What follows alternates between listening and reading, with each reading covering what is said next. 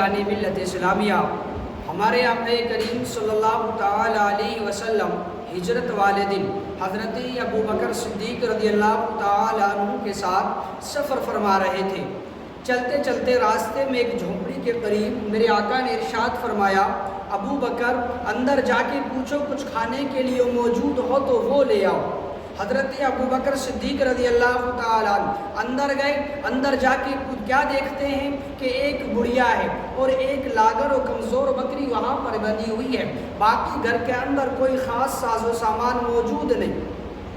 حضرت ابو بکر صدیق نے فرمایا، اے مائی ہم مسافر ہیں، گھر میں کچھ کھانے کے لیے موجود ہو تو وہ دے دے۔ تو بڑھیا کہنے لگی، ہم عرب کے دیہاتی لوگ ہیں، اگر ہمارے یہاں کوئی مہمان آ جائے تو پھر ہم اس کی مہمان نوازی کرنے میں کوئی کسر نہیں چھوڑتے، لیکن اے معزز مہمانوں، یہ قحط سالی کا دور ہے، میرا شوہر ایک بوڑھا شخص ہے، ہمارے پاس بکریوں کا ایک ریوڑ ہے، اسی کے دودھ پر ہمارا گزارا ہے، ریوڑ چرنے گیا ہے، یہ ایک بیمار بکری ہے جو ریوڑ کے ساتھ چل نہیں سکی، اس لیے میرے شوہر اسے چھوڑ گئے ہیں۔ اللہ اکبر عزیزان ملت اسلامیہ، جب میرے آقا نے اتنا سنا تو فرمایا، ابو بکر اس سے کہو کہ یہ ہمیں اس بکری کو دہنے کی اجازت دے دے، اگر یہ اجازت دے تو ہم اس بکری کو دہ لیں۔ اللہ اکبر۔ حضرت ابو بکر صدیق رضی اللہ تعالی عنہ نے اجازت مانگی تو بڑھیا کہنے لگی، بالکل کیوں نہیں، میری طرف سے اجازت ہے، لیکن یہ تو ایسی بکری ہے جو دودھ دیتی ہی نہیں ہے، یہ بیمار بکری ہے۔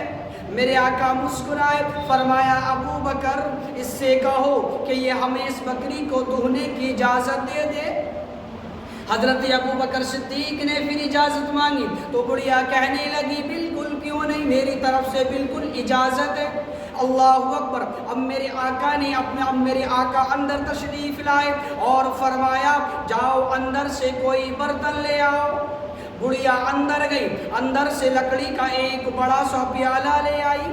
اللہ اکبر عزیزان ملت اسلامیہ، جیسے ہی میرے آقا کریم صلی اللہ تعالی علیہ وسلم نے اپنے مقدس ہاتھوں کو بکری کے تھنوں پر پھیرا، بکری نے فرفری لی اور فوراً دودھ اتر آیا۔ اب میرے آقا نے وہ دودھ دوہا تو عزیزان ملت اسلامیہ وہ لکڑی کا پیالہ دودھ سے لبالب بھر گیا۔ اب وہ دودھ میرے آقا نے بھی نوش فرمایا اور جناب حضرت ابو بکر صدیق رضی اللہ تعالی عنہ نے بھی وہ دودھ نوش فرمایا۔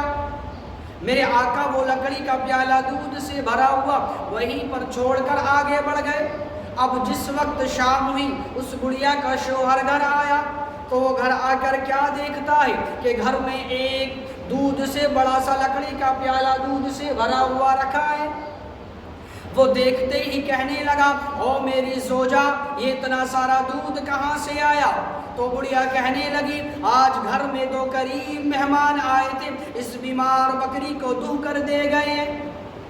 عزیزان ملت اسلامیہ، یاد رکھیے گا اس بڑھیا کا نام ام معبد ہے اور اس کے شوہر کا نام ابو معبد ہے۔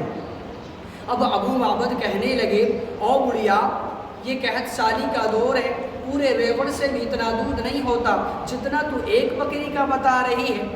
تو بڑھیا کہنے لگی، او میرے سرتاج، یہ تیرا کمال نہیں، یہ میرا کمال نہیں، یہ اس بیمار بکری کا کمال نہیں، آج گھر میں دو کریم مہمان آئے تھے، یہ ان کریم مہمانوں کا کمال ہے۔ اللہ اکبر عزیزان ملت اسلامیہ، ابو معبد کہنے لگے، او بڑھیا، یہ کون آیا تھا، نام کیا تھا، عطا پتہ کیا تھا؟ تو بڑھیا کہنے لگی، ہائے افسوس، میں ان کریم مہمانوں کا نام تو پوچھ ہی نہیں سکی۔ اور ابو معبد کہنے لگے، او بڑھیا، پھر یہ کون آیا تھا؟ تو بڑھیا کہنے لگی، او میرے سرتاج، میں ان کریم مہمانوں کا نام تو پوچھ نہیں سکی، لیکن اگر آپ پوچھتے ہو تو میں ان کا حلیہ بیان کر دیتی ہوں۔ اللہ اکبر عزیزان ملت اسلامیہ، ابو معبد کہنے لگے، او میری زوجہ، ان کا حلیہ ہی بیان کر۔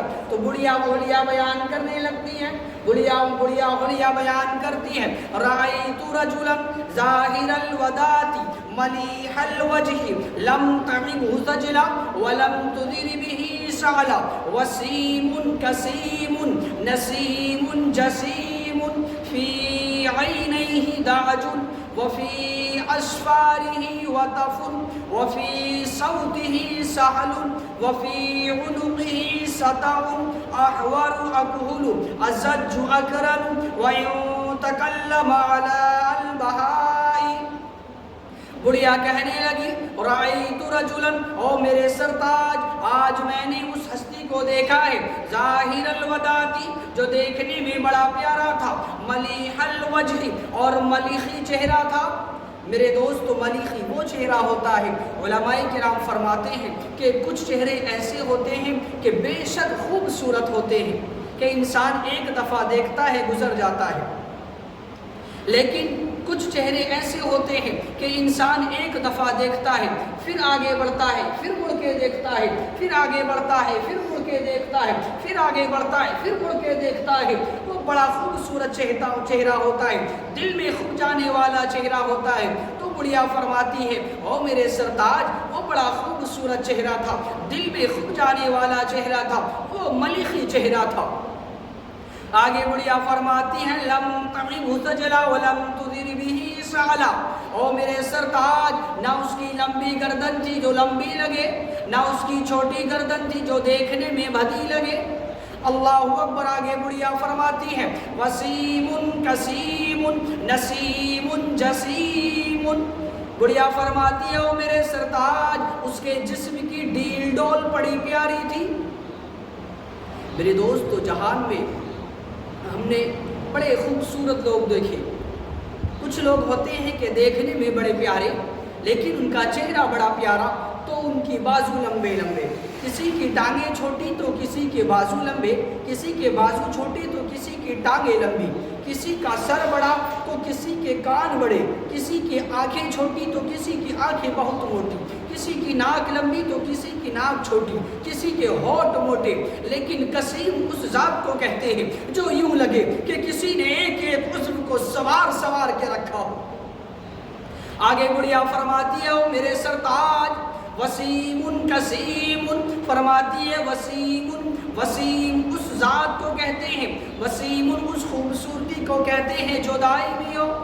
میرے دوستو جہان میں ہم نے بڑے خوبصورت دیکھے، ایک چھوٹا سا بچہ ہے، گول مٹول ہے، سارے لوگ اسے اٹھا کر پیار کرتے ہیں، جو بھی آتا ہے اسے اٹھا کر پیار کرتا ہے، لیکن جب وہ تھوڑا بڑا ہو گیا، 5 10 15 20 سال کا ہو گیا، اب اس کی عجیب سی شکل بن گئی، اب وہ دیکھنے میں بڑا عجیب لگتا ہے، اب اس کے گھر والے بھی کہتے ہیں، اب اس کی ماں بھی کہتی ہے کہ یہ میرا بیٹا بچپن میں بڑا پیارا تھا، لیکن جب وہ تھوڑا بڑا ہو گیا، 5 10 15 20 سال کا ہو گیا، اب عجیب سا لگتا ہے۔ تو میرے دوستوں کوئی بچپن میں بڑا پیارا، کوئی جوانی میں بڑا پیارا، لیکن جب بڑھاپا آ گیا چہرہ ادھر سے ادھر، چہرہ ادھر سے ادھر، اب عجیب لگتا ہے۔ لیکن وسیم اس ذات کو کہتے ہیں جو ہر دور میں ہر وقت میں پیاری لگتی ہو۔ آگے بڑھیا فرماتی ہے نسیم اس خوبصورتی کو کہتے ہیں، نسیم کہتے ہیں خوشبو والا۔ بڑھیا کہتی ہے او میرے سرتاج وہ ایسی خوشبو والا تھا کہ اس نے بس تھوڑی دیر میرے گھر میں گزاری ہے، میرے پورے گھر کو اپنے جسم کے معطر پسینے سے مہکا گیا ہے۔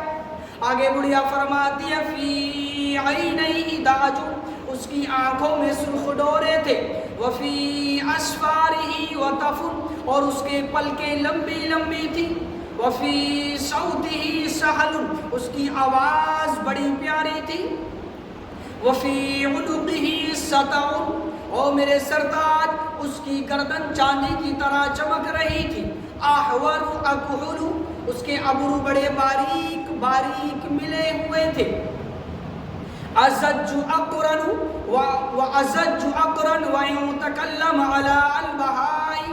بڑھیا فرماتی ہے او میرے سرتاج اس کی آنکھوں میں سرخ ڈورے تھے اور اس کی آنکھوں کی سفیدی بھی بڑی پیاری تھی، سرما قدرتی لگا ہوا تھا۔